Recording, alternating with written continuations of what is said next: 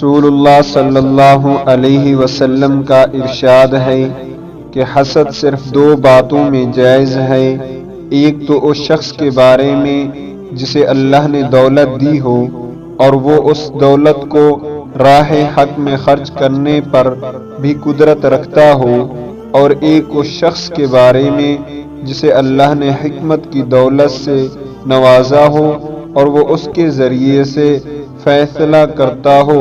اور لوگوں کو اس حکمت کی تعلیم دیتا ہو۔